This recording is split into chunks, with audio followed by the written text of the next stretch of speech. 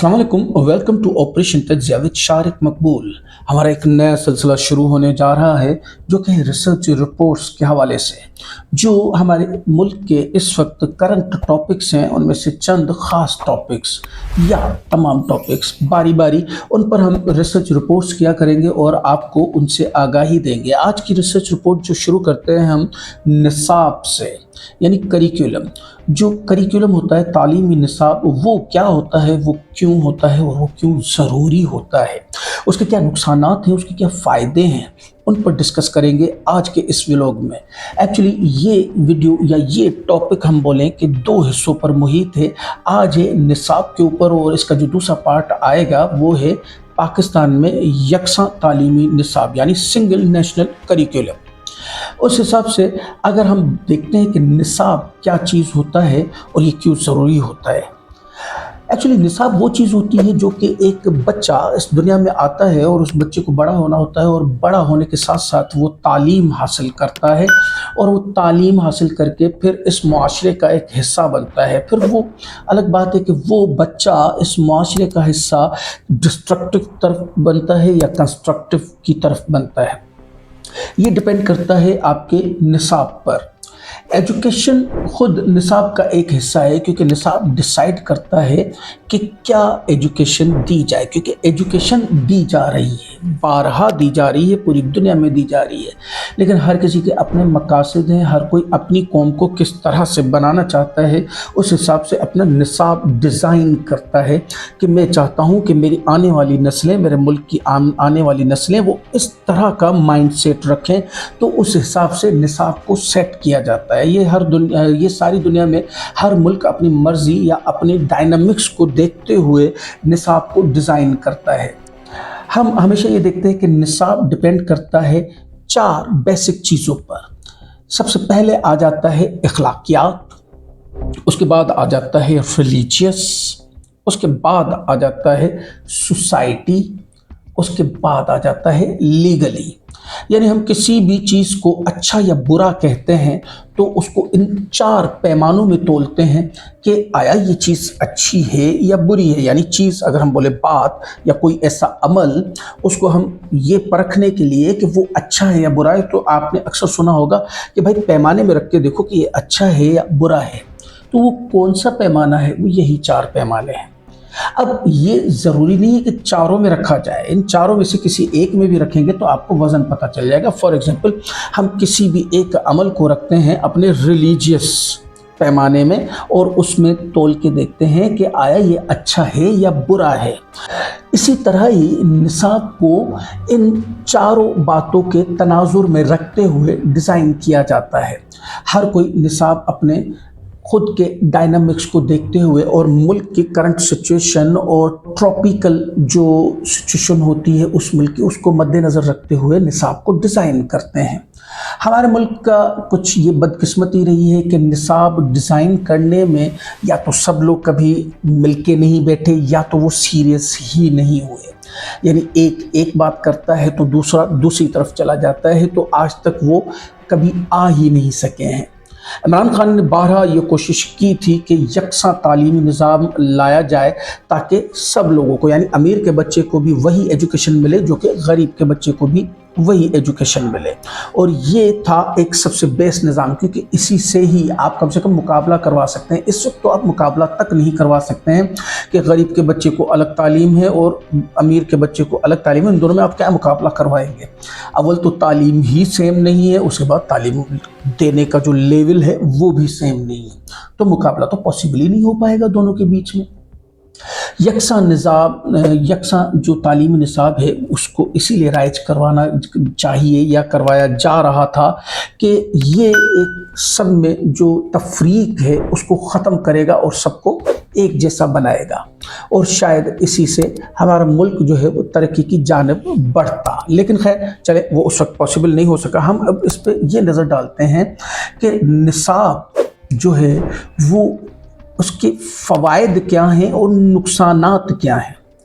देखिए, निसाब में अगर आपका निसाब थोड़ा सा भी गलत हो गया है तो आपकी जो आने वाली नस्ल है वो तो बेसिकली वही माइंडसेट से बन के आ रही है, और पता ये चला कि वो माशरे के लिए कंस्ट्रक्टिव यानी जो तामीराती एक माशरा होता है वो तो नहीं बन पाया, अलबत्ता डिस्ट्रक्टिव यानी तबाहकुन तरफ चला गया, जो कि इस वक्त हम देख रहे हैं कि ये हमारी तरफ कुछ ज़्यादा है। शायद इसमें निसाब की कमी है।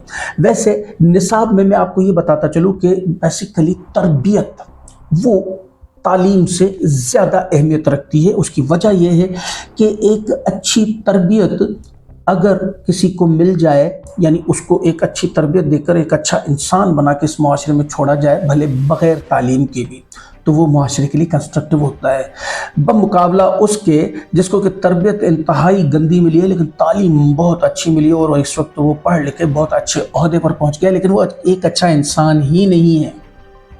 वो सिर्फ तबाहकुन सोच रखता है, वो सिर्फ अपने लिए सोचता है, वो माशरे के लिए, मुल्क के लिए नहीं सोचता है। तो ये बंदा हमारे लिए नुकसानदेह है, भले वो कितना भी पढ़ा लिखा क्यों ना हो। मैं आपको इसका एक छोटा सा एग्जाम्पल यूँ दूंगा कि जापान में इस वक्त दुनिया की 0% करप्शन है। ऐसा क्यों है? क्योंकि जब 4 या 5 साल की उम्र में बच्चे को स्कूल में एडमिशन दी जाती है तो 5 साल तक उनको तो पढ़ाया ही नहीं जाता है, उनको सिर्फ और सिर्फ तरबियत दी जाती है। अच्छा क्या है, बुरा क्या है, सही क्या है, गलत क्या है, इसकी पहचान करवाई जाती है, उसके बाद पढ़ाया जाता है। तो क्या जापान इस वक्त दुनिया से पीछे? इस वक्त जापान दुनिया में टेक्नोलॉजिकली सबसे आगे है, जबकि 5 साल तक तो पढ़ाया नहीं जाता है। यानी 11 साल 12 साल की एज तक बच्चा ABC से भी वाकिफ नहीं होता है, जबकि हमारे पास 12 साल का बच्चा 8वीं क्लास में पहुंच चुका होता है और ठीक ठाक पढ़ चुका होता है। वो अलग बात है कि तरबियत की कमी रह जाती है, लेकिन वो लोग क्या करते हैं, 11-12 साल तक सिर्फ एक अच्छा इंसान बनाते हैं और उसके बाद उनकी तालीम शुरू करते हैं। तालीम को अगर देखें तो तालीम बेसिकली मेंटल लेवल से है। अगर मेंटल लेवल 12 साल का है तो ये ज़रूरी नहीं है कि आप उसको पहली जमात वाला पढ़ाएंगे, आप उसको ऊपर से भी पढ़ा सकते हैं। तो थोड़ा सा यूँ एग्जांपल आपको दे देता हूँ कि एक मैकेनिकल इंजीनियर जो कि 16-17 साल पढ़ाई के बाद वो जाके मैकेनिकल इंजीनियर बनता है, बमुकाबला उसके जो कि एक 10 साल में बच्चा मैकेनिक के पास काम सीखने जाता है। वो 4 साल में एक बेहतरीन मैकेनिक बन चुका होता है, जबकि उस मैकेनिकल इंजीनियर को 17 साल पढ़ के निकलने के बाद 25,000 की नौकरी मिलती है, और 4 से 5 साल फिर उसकी वही ट्रेनिंग होती है जो उस मैकेनिक के पास बच्चे की ट्रेनिंग हुई है। तो ज़रूरत ट्रेनिंग की है, तरबियत की है, ज़रूरत एजुकेशन सेकेंडरी पे आता है। मैंने आपको बारहा पहले भी बताया है कि तालीम तरबियत का हिस्सा है, ना कि तरबियत तालीम का हिस्सा है। तरबियत ऊपर आती है यानी ट्रेनिंग। तरबियत सबसे पहले ज़रूरी है, उसके बाद उसका एक हिस्सा है तालीम। मैं उससे इनकारी नहीं हूँ कि तालीम नहीं होनी चाहिए, तालीम होनी चाहिए, लेकिन फॉर एग्जांपल किसी भी तौर पे तालीम नहीं मिल पाई तो कम से कम तरबियत तो मिल जाए। यानी कहने का मकसद ये है कि इस वक्त अगर हम देखते हैं हमारे मुल्क का एजुकेशन रेशो जो है उसमें सबसे ज़्यादा रेशो हमारा पाया जाता है प्राइमरी एजुकेशन का। यानी अगर प्राइमरी एजुकेशन ज़्यादातर लोग ले पा रहे हैं तो क्यों ना आप प्राइमरी एजुकेशन को सिर्फ तरबियती एजुकेशन बना दें, उसमें आप तरबियत दे दें, क्योंकि वो बेचारे तो फिर आगे पढ़ ही नहीं पाते हैं ना। मकसद ये कि हाई स्कूल, कॉलेज और उसके बाद यूनिवर्सिटी वो बेचारे पढ़ ही नहीं पाते, तो कम से कम एक अच्छे इंसान तो बन जाएंगे, इस मुआशरे के लिए कंस्ट्रक्टिव साबित होंगे। और इसी को कहते हैं तालीमी निसाब।